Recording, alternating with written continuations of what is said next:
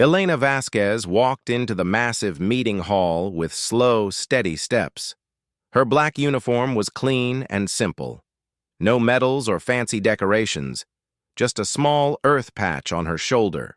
The hall was huge, with seats arranged in circles that went up to the ceiling. Representatives from 47 different alien species sat in those seats, all watching her. The air felt heavy. Everyone knew why they were here. Elena stopped at the center platform. Above her, giant screens showed terrible pictures. Burning space stations, ships exploding in the darkness, families running with whatever they could carry. The images came from the Outer Rim territories, where the Zeridian hegemony had been attacking peaceful colonies for months. "The hegemony has been warned," Elena said. Her voice was calm but cold as winter ice. It echoed through the hall clearly. "Humanity says things only once. Do not harm those under Earth's protection." A low murmur went through the crowd. The aliens whispered to each other in dozens of different languages. Some made clicking sounds. Others hummed or hissed, but they all understood the meaning of her words. Ambassador Kethval rose from his seat. He was tall and thin, with green scales that caught the light. His people, the Zeridians, had ruled their part of space for over 1,000 years. They had conquered hundreds of worlds. They had crushed every enemy they faced. The humans make threats? Kethaval's voice was like a snake's hiss. "Your species has been in space for barely 200 years. You are children playing with toys." Elena did not move. She did not change her expression. She just looked at him with those cold eyes. "You protect a few weak species," Kethaval continued. "Some refugees from Altair, mining colonies that dig rocks, plant people who grow flowers. What can you possibly do against the might of the hegemony?" Other alien representatives nodded. It was true. Humanity was new to the galaxy. When they first built ships that could travel between stars, most alien civilizations had already been exploring space for thousands of years. Earth had only a few dozen colonies. Their military was small compared to the great empires. But Elena had heard all this before. She had come here with one job to do. "The Altarian refugees came to us when their world was dying," Elena said. "They asked for our help. We said yes. The Kepler mining colonies asked us to protect them from raiders. We said yes. The Verdant Collective asked us to help them find new worlds to grow their forests. We said yes." She paused and looked around the hall. Every alien representative was listening now. "When we say yes to protecting someone, we mean it. When we give a warning, we mean it. The hegemony will stop attacking those under Earth's protection. This is not a request. This is not a negotiation. This is a warning." Kethval laughed. It was an ugly sound. "And if we refuse?" Elena's expression did not change. "Then you will learn why humans only give warnings once." The hall went very quiet. Some of the older alien representatives shifted uncomfortably in their seats. They remembered other times when humans had given warnings. They remembered what happened to those who ignored them. The Vorthon ambassador, a being made of living crystal, spoke up. "Perhaps we should discuss this matter more carefully. The humans have shown themselves to be unpredictable in the past." "Unpredictable?" Kethval turned to face the crystal being. "They are mammals, soft creatures who live short lives. They have no real weapons, no great fleets, no ancient wisdom. They have something else," said the Vorthon quietly. "They have each other." Elena nodded once to the Vorthon, then looked back at Kethval. "The warning has been given. What happens next is your choice." She turned and walked toward the exit. Her footsteps echoed in the silent hall. "Wait," called out the Centaurian representative. "What if the hegemony agrees to limit their expansion? What if they promise to avoid the protected zones?" Elena stopped walking but did not turn around. "We are not interested in promises. We are interested in actions. The attacks will stop, or there will be consequences." "What consequences?" Kethaval demanded. "What can you possibly do to us?" Elena turned her head slightly, just enough so they could see her profile. "That is not the right question. The right question is, what will you do to stop us?" she continued, walking and left the hall. Behind her, the alien representatives began talking loudly. Some were angry. Some were worried. Some were afraid. Kethaval stood up tall and proud. "The Zeridian hegemony does not bow to threats from children. We have ruled space while humans were still crawling in mud. We will do what we wish with the territories we claim." But even as he spoke those brave words, Kethaval felt a small chill run down his spine. He had studied human history. He knew what these creatures were capable of when they were angry. Still, his pride would not let him back. Down! The hegemony was strong. Their ships were fast and their weapons were powerful. They had never lost a war. How dangerous could one small species really be? Outside the hall, Elena walked through the corridors of Kepler Prime Station. The place was neutral ground where all species could meet safely. She passed shops and restaurants where dozens of different aliens worked and lived together.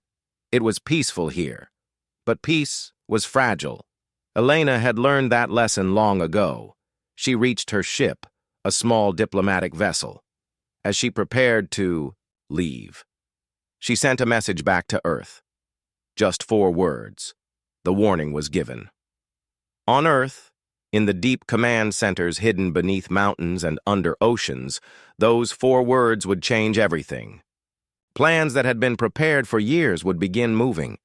Ships that had been disguised as merchant vessels would reveal their true purpose. Soldiers who had been waiting would finally have their orders. The galaxy was about to learn something important about humans. They were not just explorers or traders or diplomats. Deep in their hearts, they were protectors. And when something they protected was threatened, they became something else entirely. Elena's ship left Kepler Prime and jumped to hyperspace. Behind her, the alien representatives continued their debates. Some believed the humans were bluffing. Others urged caution. But the warning had been given. And humans only gave warnings once. In the Outer Rim territories, the attacks continued. Hegemony ships struck refugee convoys and mining stations. They believed they were too strong to be stopped. They were about to discover how wrong they could be. 3 weeks passed after the warning was given. The galaxy held its breath, waiting to see what would happen. Trade continued. Ships moved between systems. Life went on as normal. Then the Zeridian hegemony made their choice. Admiral Vextar stood on the bridge of his flagship, the Crimson Fang. Around him, 50 warships waited in the darkness between stars.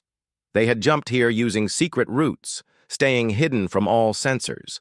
Today they would show the galaxy that the hegemony feared. "No one. Target confirmed," his weapons officer reported. "Altarian refugee fleet in the Tau Ceti system. 47 civilian ships. No military escort detected."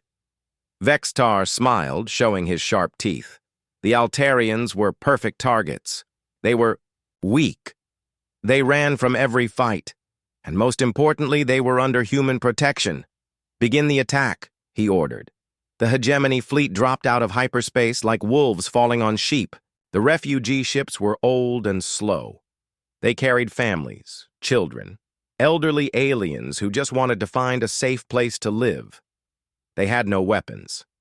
No shields worth mentioning. The attack was quick and brutal. Hegemony plasma cannons turned civilian ships into burning metal.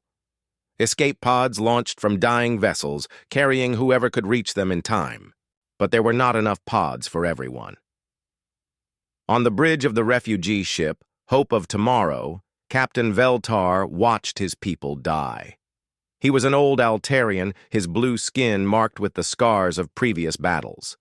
He had fought the hegemony before. He knew they showed no mercy. "Send distress signals on all frequencies," he ordered his communications officer. Tell them we are under Earth's protection. The signals went out into space, carrying the desperate plea across the star system. Most ships were too far away to help, but one vessel received the message. The Earth patrol ship Defiant was small compared to the hegemony warships. Just a frigate with a crew of 200 humans. Captain Sarah Chen had been patrolling the outer systems, checking trade routes and helping lost travelers. She was not expecting to find a war. "Captain," her tactical officer called out, "I'm reading massive weapons fire in the inner system. The Altarian fleet is under attack." Sarah looked at the sensor readings. 50 enemy ships against helpless civilians.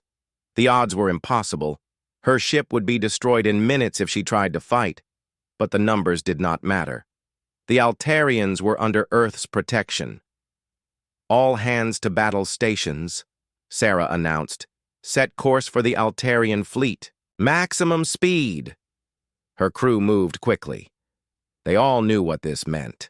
They had trained for this moment their whole lives. Every human in space knew the rules. When someone under Earth's protection was threatened, you helped them, no matter the cost. The Defiant raced toward the battle. Sarah opened a channel to the hegemony fleet. "This is Captain Chen of the Earth vessel Defiant. You are attacking civilians under Earth's protection. Cease fire immediately." Admiral Vextar laughed when he heard the message. One human ship against his entire battle group? It was almost insulting. "Human vessel," he replied. "You are outnumbered 50 to 1. Leave now or be destroyed with the rest." Sarah's voice remained calm. "The civilians you are attacking are under Earth's protection. This is your final warning. Cease fire and withdraw." "Or what?" Vextar sneered. "You will stop us yourself?" "If necessary." Vextar had heard enough. "All ships, destroy the human vessel. Show the galaxy what happens to those who challenge the hegemony." The Defiant entered weapons range just as the hegemony ships turned toward her. Sarah knew her ship could not win this fight. But winning was not the point anymore. "All weapons fire at will," she ordered. "Make them remember us." The small human ship threw itself at the enemy fleet like a hawk attacking a flock of vultures. Her missiles struck the lead destroyers. Her plasma cannons carved holes in their armor. For a few minutes, the Defiant danced between the enemy ships, hitting and running, using her speed and the courage of her crew. But there were too many enemies. Hegemony weapons began hitting home. The Defiant's shields failed. Her hull was torn, open. Fires started in her corridors. Captain Chen felt her ship dying around her. But she had one more card to play. "All hands abandon ship," she announced. "Prepare for ramming speed." The surviving crew members ran to the escape pods, but Sarah stayed on the bridge with a skeleton crew of volunteers. They would guide the ship in her final moments. "This is Captain Chen of the Defiant," she broadcast on all frequencies. "Message to Earth Command. The hegemony has attacked civilians under our protection. They refused our warning. They chose war." The Defiant turned toward the largest hegemony ship. Her engines roared with full power. Admiral Vextar realized what was happening too late. "Evasive maneuvers," he screamed. But the human ship was too close and moving too fast. Sarah's final transmission was calm and clear. "Message received and logged. Earth will remember." The Defiant struck the hegemony flagship just below the command tower. The explosion tore both ships apart. Admiral Vextar died instantly, along with most of his crew. The blast damaged 2 other hegemony destroyers so badly they had to retreat, but the sacrifice was not enough. The remaining hegemony ships continued their attack on the refugees. When the battle ended, only a few escape pods remained. Thousands of Altarians were dead. The survivors were picked up by other ships that arrived too late to help. They told their story to anyone who would listen. A single human ship had tried to save them. The crew had died fighting impossible odds. When the news reached Earth, something changed. The planetary communication networks went quiet for exactly 1 minute. Every human in the solar system stopped what they were doing and observed silence for the crew of the Defiant. Then the real messages began. Military bases that had been sleeping came alive. Shipyards hidden in asteroid belts started working around the clock. Civilian vessels throughout the galaxy received coded transmissions and began changing course toward secret meeting points. The Galactic Council tried to contact Earth's government. No one answered their calls. Other alien species began to worry.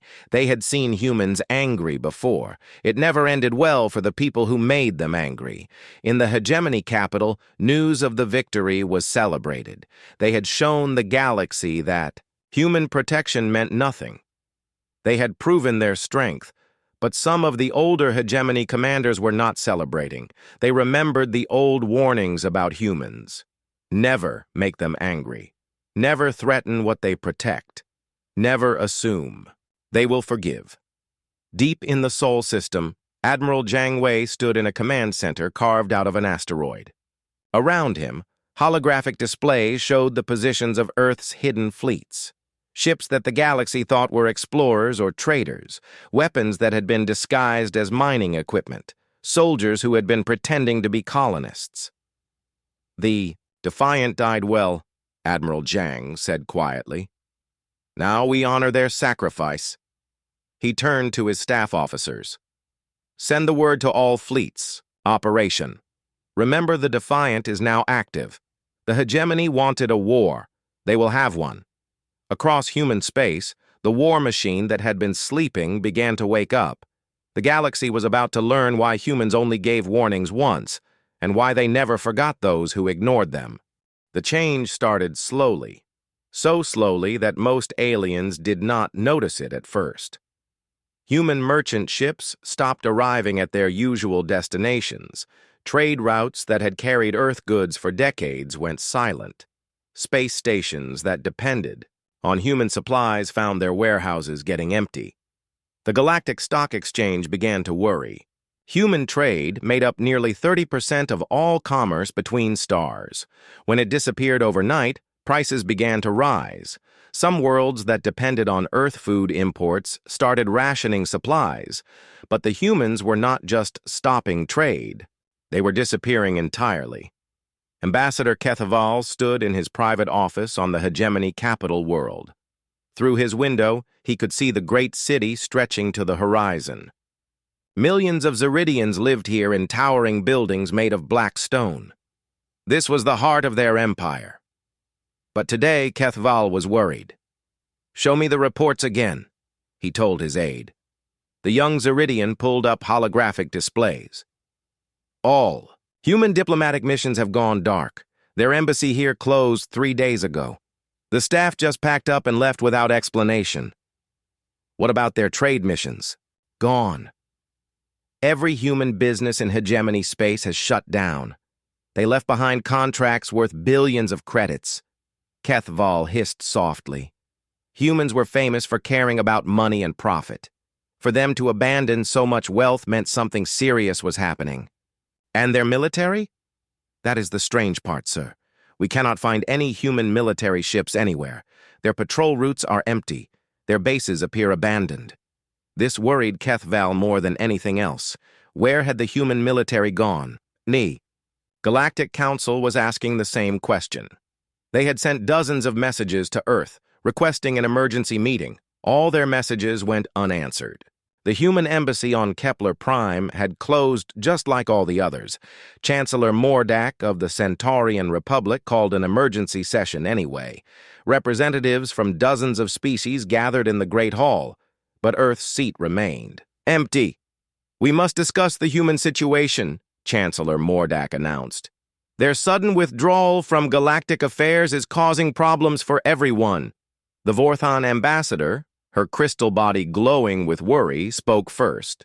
My government has tried to contact Earth for a week. No response. Even their emergency channels are silent. Perhaps they are frightened, suggested the hegemony representative.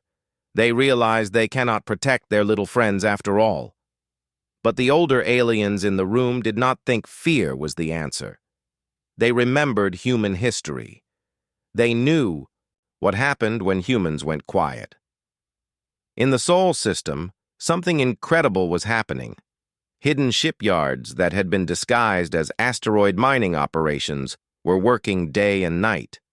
Thousands of ships that the galaxy thought were civilian vessels were revealing their true nature. Admiral Jiang Wei walked through the command center deep inside Ceres Station. The asteroid had been hollowed out decades ago, but most aliens thought it was just a research facility. In reality, it was the central command for Earth's military forces. "Status report," Admiral Jiang ordered. Colonel Martinez, his chief of staff, pulled up the tactical displays. "All fleets are responding to recall orders. The Merchant Marine Reserve has activated. Civilian contractors are reporting to their military assignments." Jiang studied the numbers. They were staggering. For 50 years, Earth had been secretly preparing for this day. Every exploration ship had been built with hidden weapons systems.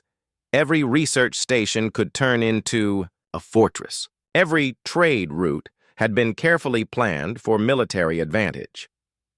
"How many ships do we have available?" Jiang asked. "Current count is 42,000 vessels of all sizes," Martinez replied. "That includes everything from destroyers to support ships. The number grows every hour as more units report in." Jiang nodded.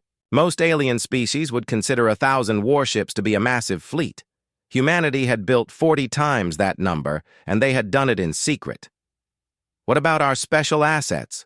Martinez smiled grimly. "The Nomad fleets are in position. Ghost Protocol is active. The sleeper agents have confirmed their readiness. The Nomad fleets were Earth's ultimate secret.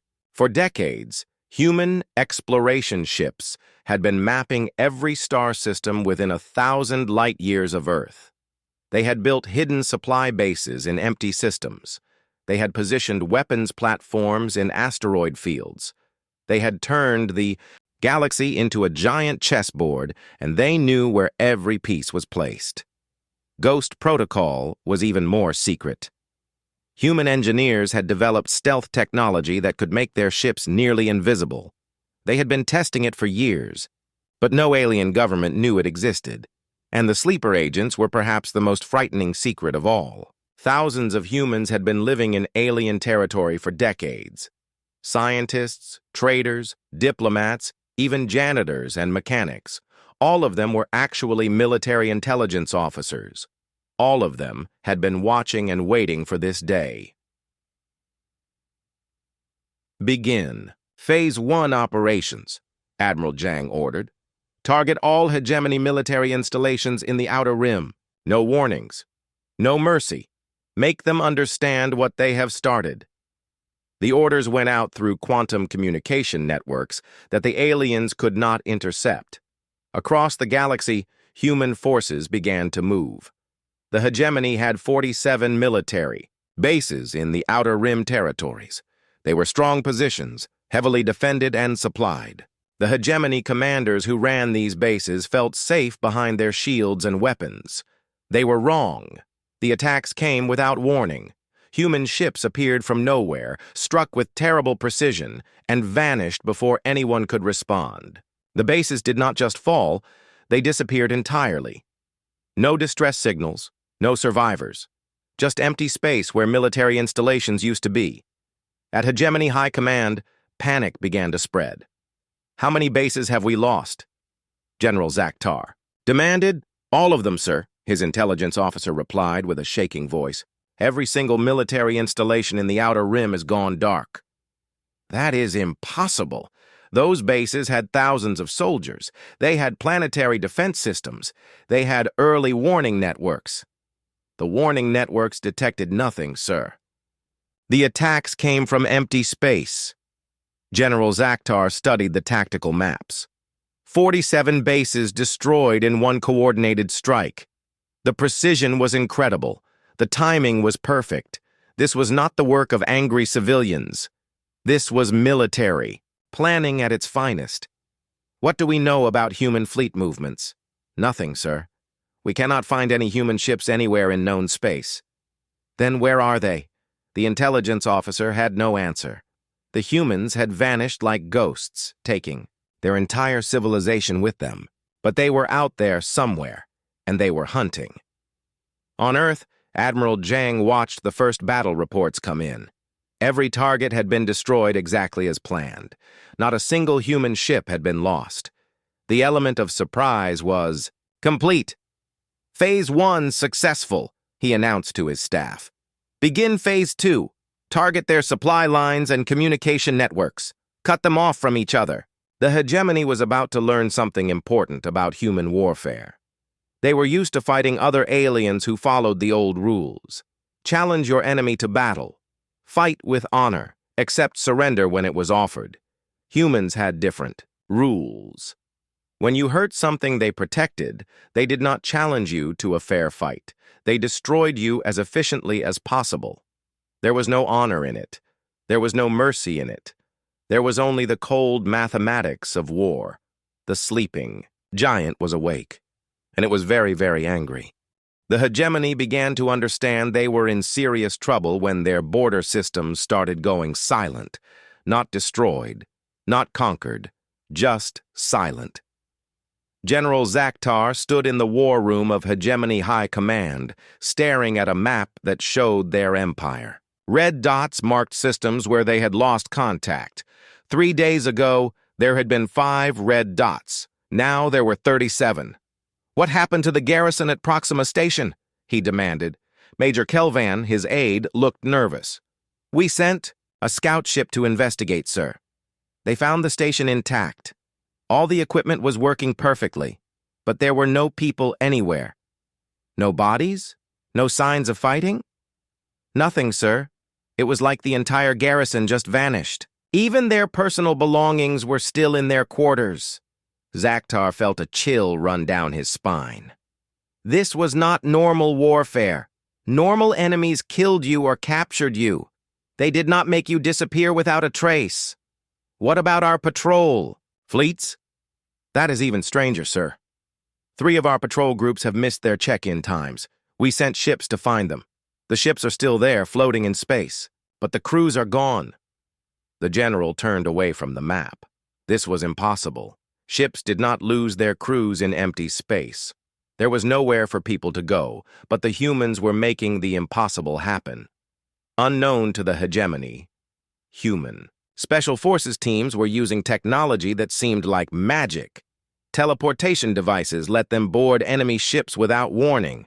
Sleep gas put entire crews unconscious in seconds, and then the humans would simply take the crews away, leaving. The ships empty and drifting. It was psychological warfare at its finest. The hegemony soldiers who found these empty ships became terrified.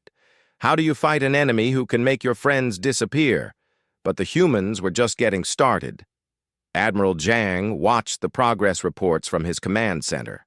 Phase 2 was going perfectly. Hegemony supply lines were cut. Their communication networks were being jammed. Their patrol fleets were being systematically eliminated. Time for Phase 3, he announced. Begin direct military engagement. Show them what happens when you kill those we protect. The first real battle happened at Kepler Station, a major hegemony military base near the border of human space. Commander Rextar was in charge of the base. He had 800 ships under his command and thought his position was unbreakable. He was wrong. The attack began at dawn, station time. Rextar was drinking his morning meal when his sensors started screaming warnings. Contact report, he shouted as he ran to the command center. Multiple ships decloaking, his sensor operator called out. I count. By the gods, I count over 2,000 vessels. Rextar felt his blood turn cold. 2,000 ships? That was impossible. No fleet in the galaxy was that large. But as he watched his screens, human warships became visible all around the station.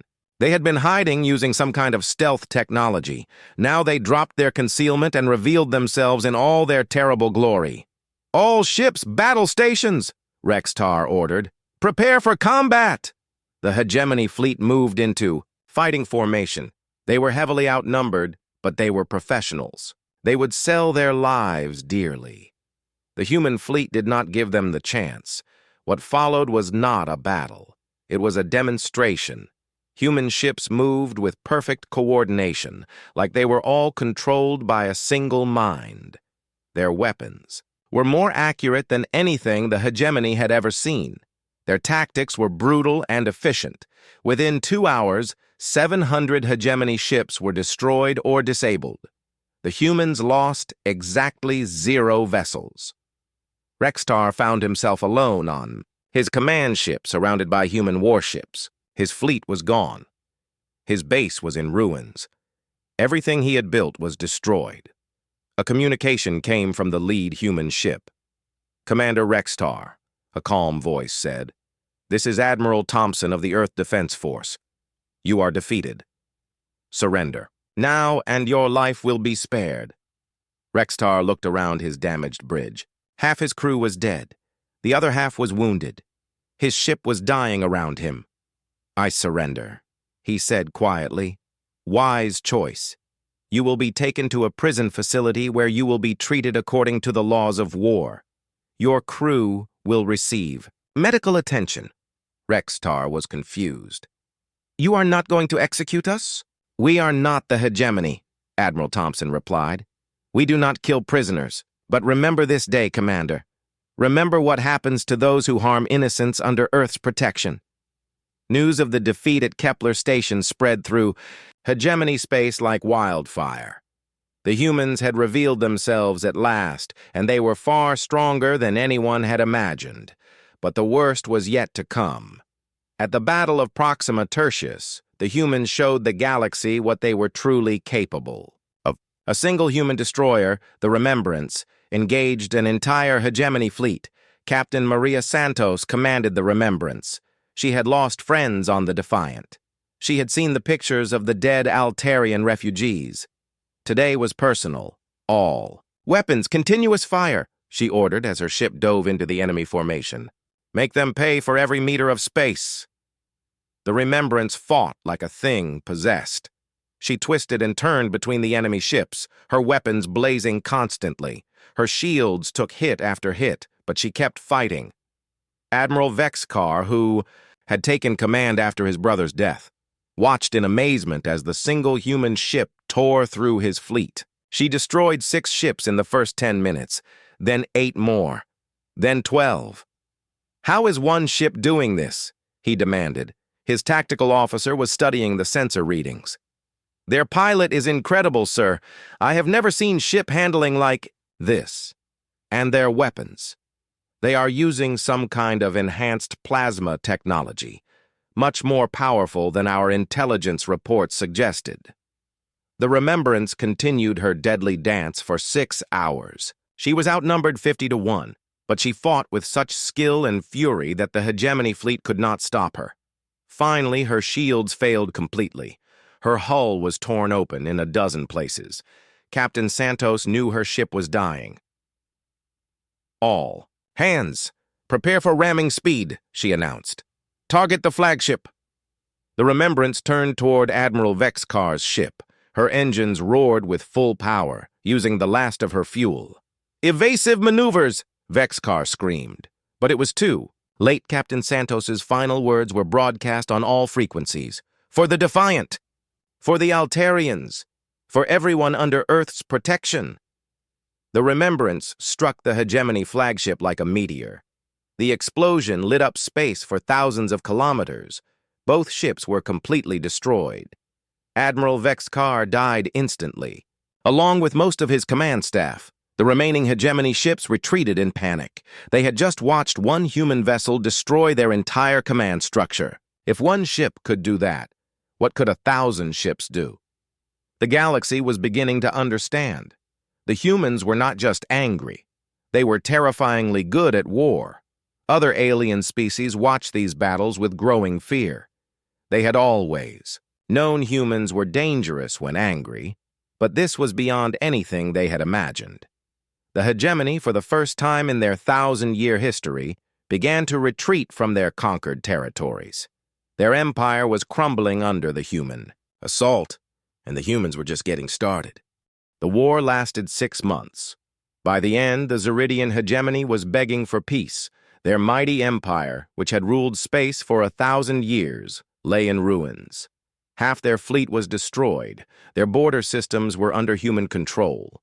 Their Capital World was surrounded by Earthships that had appeared out of nowhere. Supreme Leader Morthak sat in his throne room looking older than his 800 years. Through the great windows he could see human warships hanging in the sky above his city. They had arrived 3 days ago without firing a shot. They just appeared and waited. The message from Earth had been simple and direct. The war ends now. These are our terms. Accept them or face the consequences. Morthak read the terms for the 100th time. They were harsh, but not cruel. The hegemony would withdraw from all territories where Earth's protected species lived. They would pay for the damage they had caused. They would surrender the officers responsible for attacking civilians, but they would be allowed to keep their core worlds.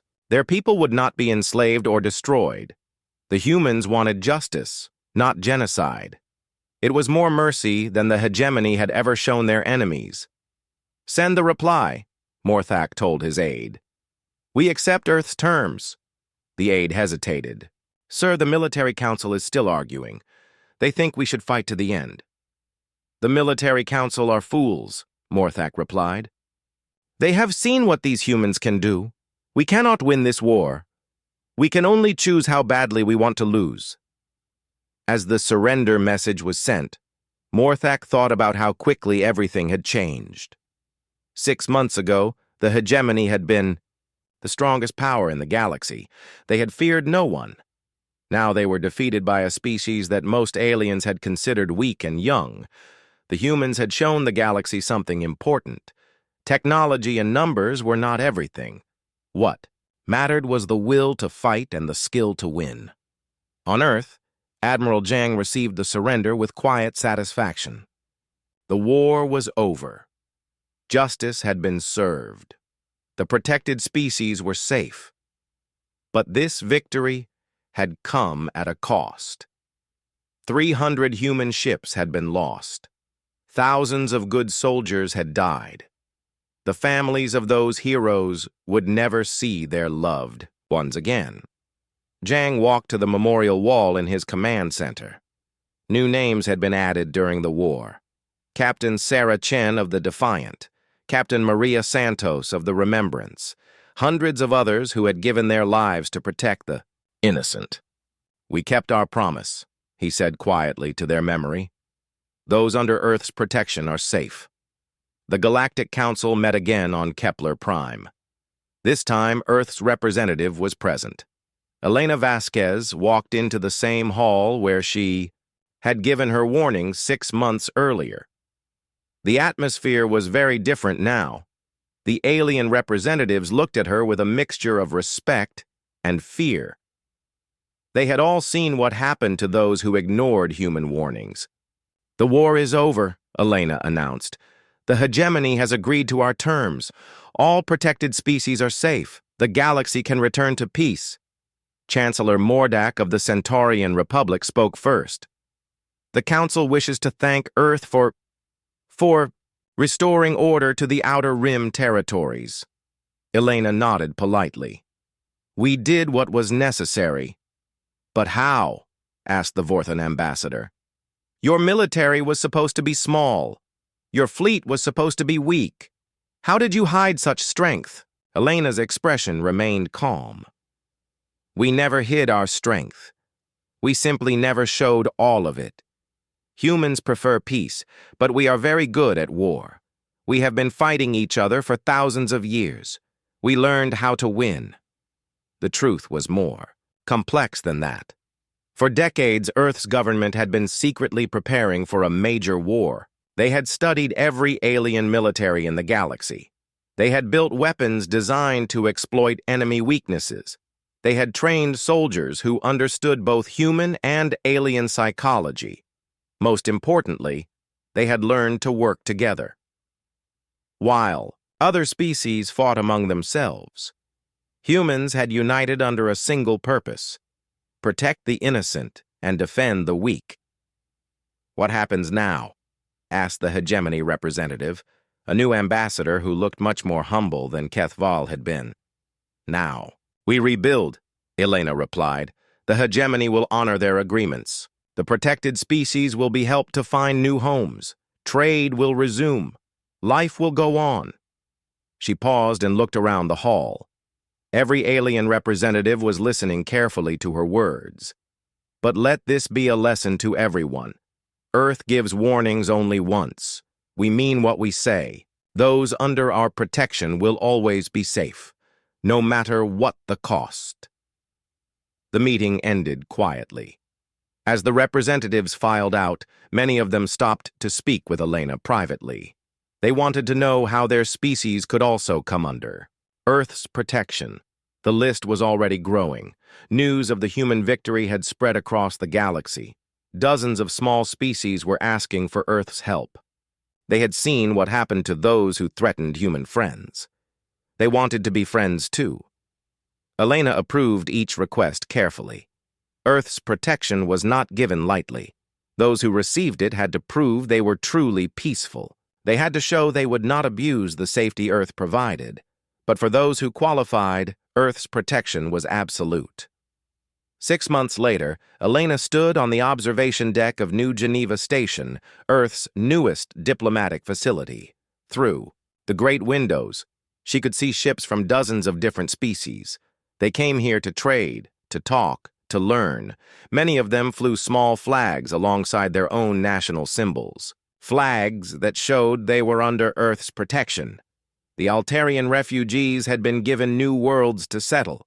The Kepler mining colonies were expanding again, now guarded by human patrol ships. The Verdant Collective was growing new forests, on planets that had never seen trees before. All of them were safe. All of them were protected. A communication officer approached Elena with a message pad. Ambassador, we have received another request for protection. The Sigma Draconis system. They are being threatened by raiders. Elena read the request carefully.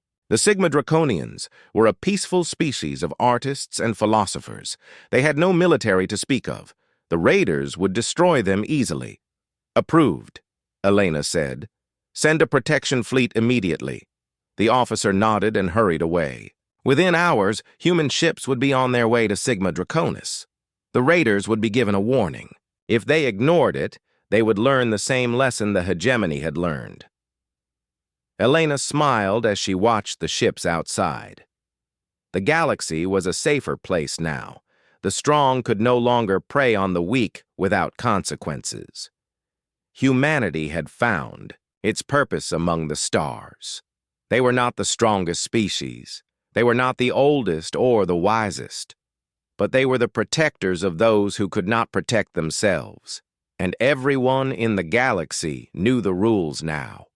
Those under Earth's protection were truly safe, because humans only gave warnings once, but they always kept their promises.